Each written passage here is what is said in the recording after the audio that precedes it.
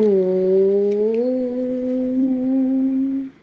ഹരിശ്രീ ഗണപതേ നമഃ. അവിഘ്നമസ്തു. ഓം ഗുരുർബ്രഹ്മ ഗുരുർവിഷ്ണു ഗുരുദേവോ മഹേശ്വരഃ. ഗുരു സാക്ഷാത് പരം ബ്രഹ്മ തസ്മൈ ശ്രീ ഗുരവേ നമഃ. ഓം ശ്രീനാരായണ പരമ ഗുരവേ നമഃ. ഓം ശ്രീ ശാരദാംബികായേ നമഃ.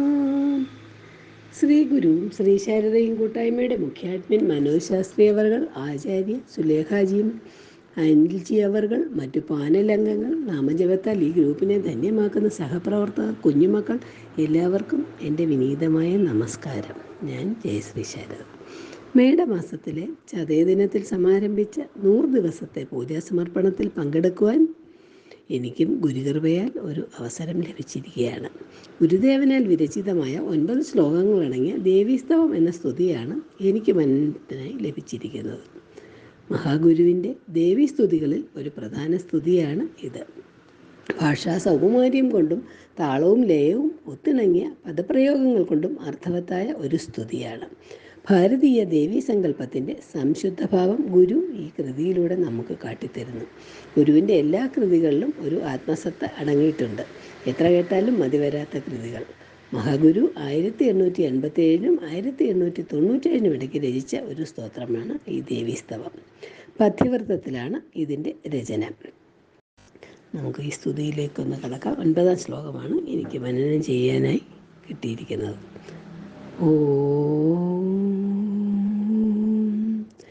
അല പൊങ്ങി വന്നു നുര തള്ളിയുള്ളാഴി നിന്നലയുന്ന പെൺകുതിര അല്ലി മല്ലിന്നു നീ നിലപെറ്റു നിന്നതു നുറുക്കി നീരാടു നീരലയുന്നതില്ല തണലെന്നറിഞ്ഞത് നീ.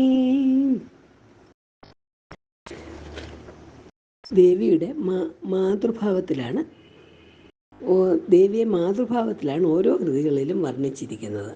പ്രപഞ്ചത്തെ നയിക്കുന്ന മാതൃഭാവം സർവപ്രപഞ്ചത്തിൻ്റെയും മാതാവായാണ്. മാതൃരൂപേണ സംസ്ഥിത നമസ്തസ്യേ എന്ന് മറ്റ് കൃതികളിലും നമ്മൾ കേട്ടിട്ടുണ്ട്. അമ്മേ പരാശക്തി, ദേവി മഹാമായേ എന്നെല്ലാം നാം സ്തുതിക്കുന്നു.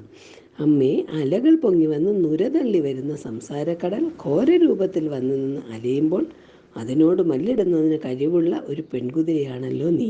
നിലയില്ലാത്ത ഈ കടലിൽ നിലപറ്റി നിന്നുകൊണ്ട് അലകളെയും നുരകളെയും ഒക്കെ നീ നുറുക്കി ഇല്ലാതാക്കി കളയുന്നു. അലകൾ ഇല്ലാതായാൽ ശേഷിക്കുന്നത് നീരാണ്. നീരിന് അലച്ചിലല്ല ഉള്ളത്, അലയുമല്ല നുരയുമല്ല. നീരാണുള്ളത് എന്നറിയുമ്പോൾ അതിനോട് മല്ലിടാനോ രക്ഷപ്പെടാനോ അല്ല തോന്നുന്നത്, അതിൽ നീരാടാനാണ് നമുക്ക് തോന്നുന്നത്. അലയ്ക്കും നുരയ്ക്കും താങ്ങായിരിക്കുന്ന നീര് അപ്പോൾ തണലുമായി തീരുന്നു.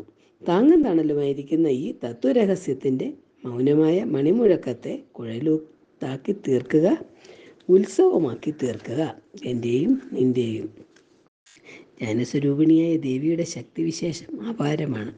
നിരന്തരമായ ഒരു സാധകൻ്റെ ഇച്ഛാശക്തി ജ്ഞാനശക്തിയും കൊണ്ട് ദേവി ചൈതന്യം അനുഭവപ്പെടും. ഗുരുവിനെ പോലെ പരിപൂർണ സാധകനായി ജ്ഞാനിക്ക് മാത്രം സാധിക്കുന്നതാണ് അത്.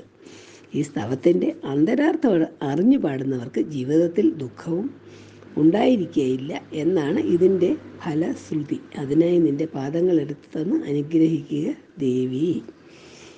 ഇതു പഥ്യവൃത്തമിടരില്ല പാടുന്നവർക്കിത് നിന്നടിയെടുത്തു തന്നിടു നീ. ഇത്രയും പറഞ്ഞുകൊണ്ട് എന്നെ ശ്രവിച്ച എല്ലാ ആത്മമിത്രങ്ങൾക്കും കുഞ്ഞുങ്ങൾക്കും ഗുരുദേവാനുഗ്രഹം ഉണ്ടാകട്ടെ എന്ന് പ്രാർത്ഥിച്ചുകൊണ്ടും നിർത്തുന്നു. നന്ദി, നമസ്കാരം. ഗുരുധർമ്മം ജയിക്കട്ടെ. ഓ